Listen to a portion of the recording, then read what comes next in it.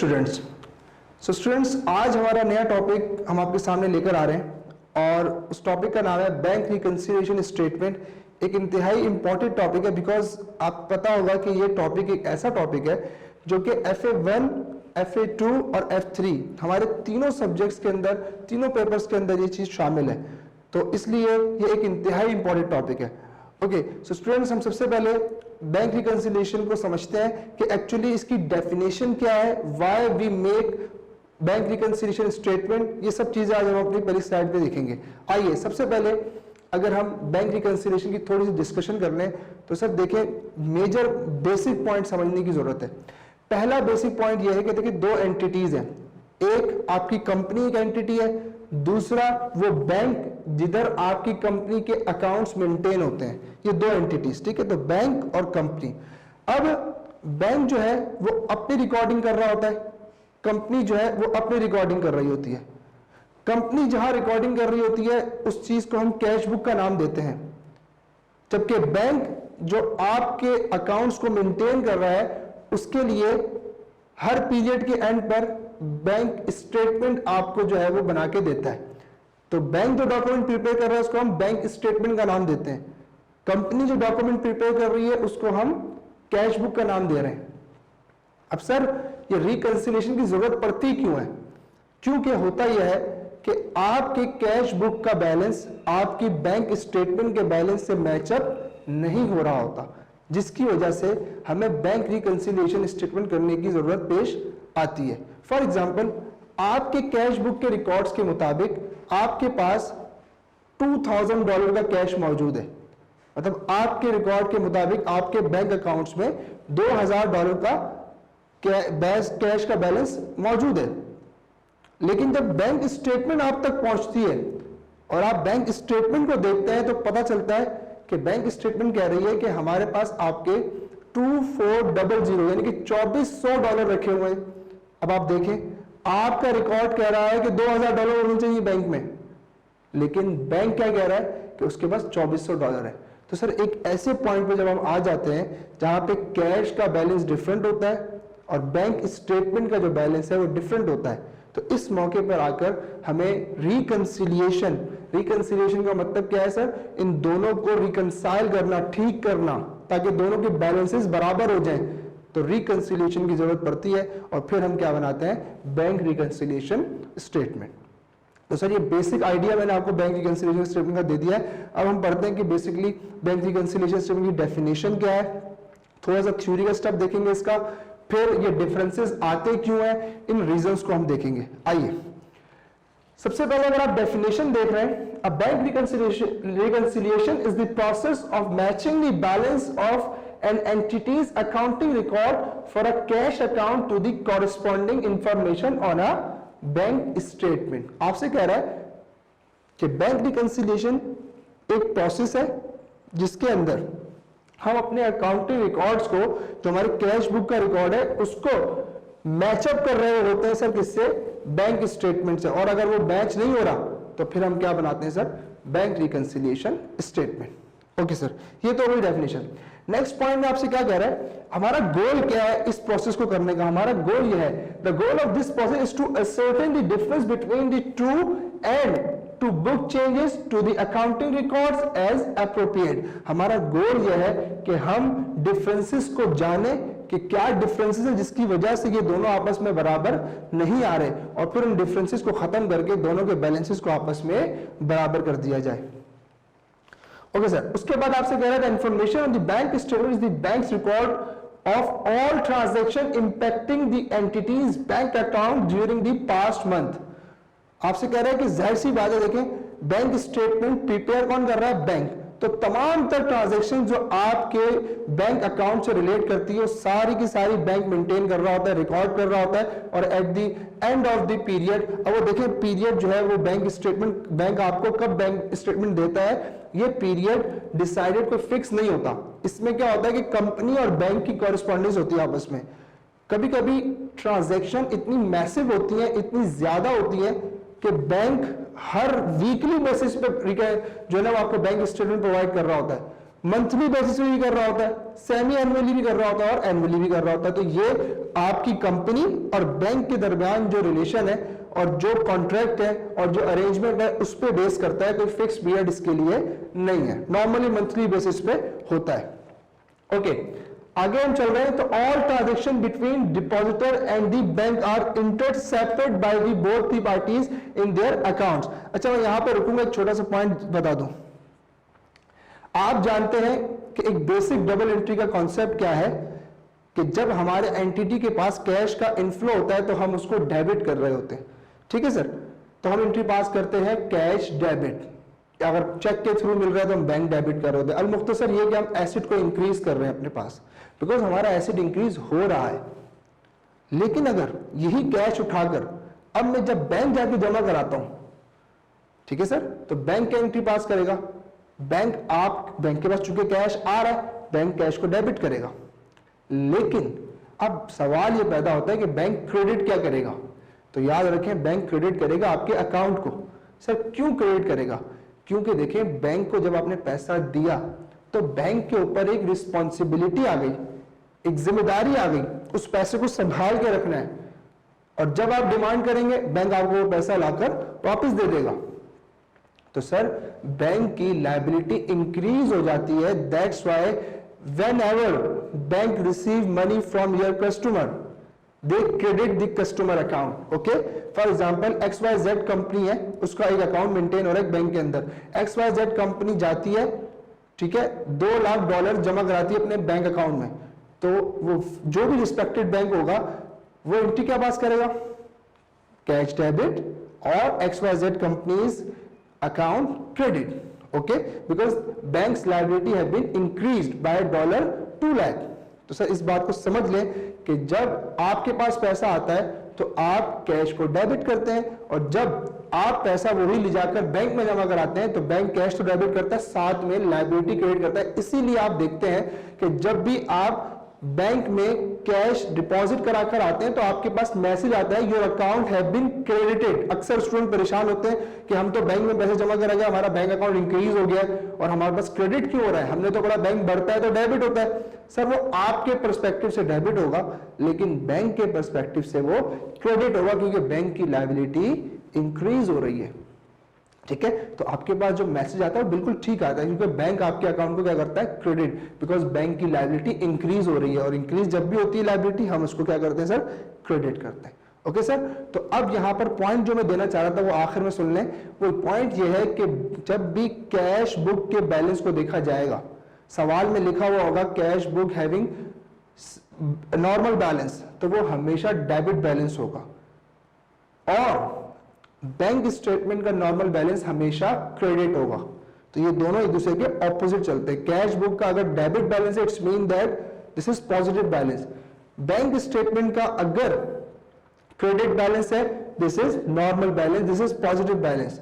लेकिन अगर bank statement debit balance show कर रही हो, इट्स मीन दैट बैंक ने अब आपको देना नहीं बल्कि आपसे लेना है, तो उसका रिसीवेबल है, और आपके पास कैश बुक में क्रेडिट बैलेंस शो होगा, जिसका मतलब ये होगा कि आपने बैंक से पैसे लेने नहीं बल्कि बैंक को पैसे देने हैं। तो सर ये पॉइंट हमेशा याद रखिएगा, क्योंकि जब हम सवाल स्टार्ट करेंगे, क्वेश्चन स्टार्ट करेंगे, तो हम हमेशा ओपनिंग बैलेंसेस पुट करते हैं, और स्टूडेंट उसमें बहुत गलती करते हैं ओपनिंग बैलेंस पुट, क्योंकि अगर आपने ओपनिंग बैलेंस गलत डाले तो आपकी बैंक रिकंसिलिएशन स्टेटमेंट बिल्कुल गलत आंसर देगी आपको। तो इसीलिए याद रखें कि कब कैश बुक का बैलेंस पॉजिटिव होगा और कब कैश बुक का बैलेंस नेगेटिव होगा।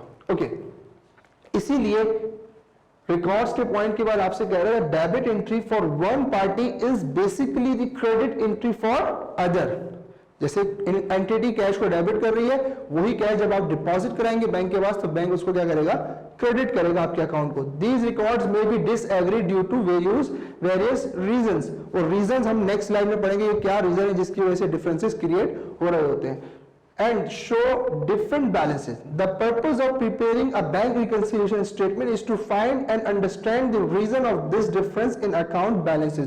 तो सर BRS यानी कि बैंक रिकंसिलिएशन स्टेटमेंट बनाने का पर्पज ये है कि हम फाइंड आउट कर सके कौन से वो डिफरेंसेस हैं जिसकी वजह से आपकी स्टेटमेंट बैलेंस नहीं है, बैंक स्टेटमेंट और कैश बुक का balance. Okay sir, moving forward, so अब हम जो देख रहे हैं सर, इस पिक्चर को अगर हम गौर से देखें तो ये एक बैंक है, ये आपकी कंपनी का रिकॉर्ड है।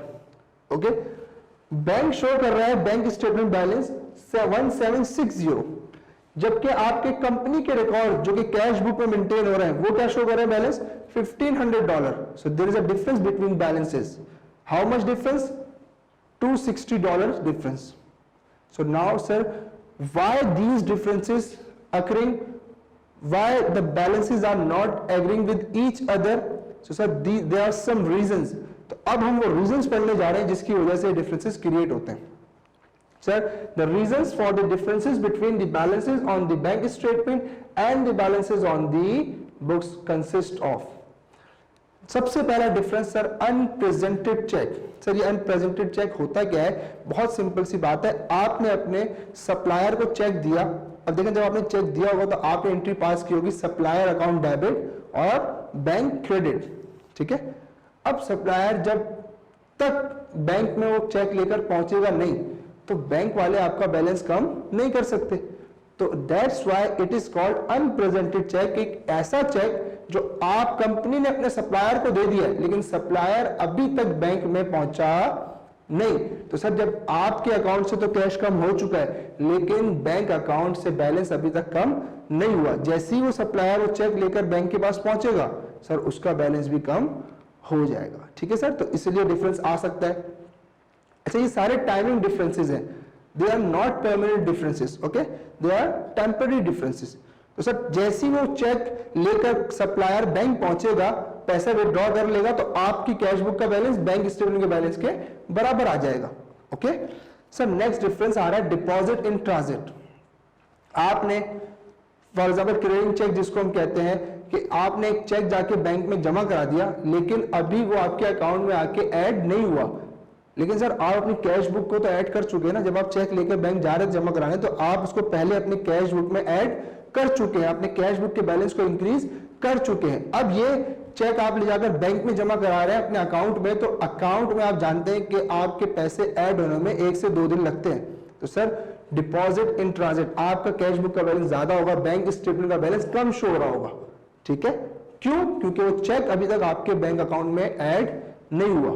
जैसे ही वो क्लियर होगा, ट्रांजिट खत्म होगा, आपका बैंक का बैलेंस भी इंक्रीज हो जाएगा और दोनों बैलेंस आपस में बराबर आ जाएंगे। तो ये भी एक रीजन हो सकता है डिफरेंस आने का।